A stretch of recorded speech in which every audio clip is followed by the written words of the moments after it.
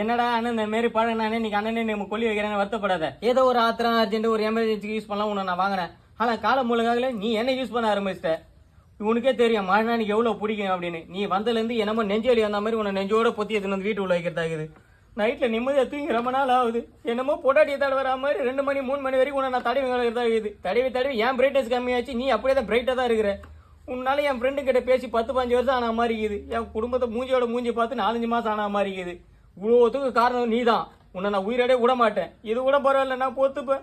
Ration கால போய் ஒரு நல்ல பொருள் வாங்க முடியல. ரேக வைடனா ரேக விட மாட்டேது. அங்கே இருக்கிறவங்கள கேவலமாக என்ன பார்த்து சிரிக்கிறானுங்க. இதுக்கெல்லாம் யார் காரணம்? நைட்டெல்லாம் உன்னை தடவி தேய்ச்சி என் கை ரேக போனதான் மிச்சம். இவ்வளோத்துக்கு நீ ஒருத்தனை பார்த்தா ஒரு மயிருக்கு நீ ஒருத்தர் இல்லை.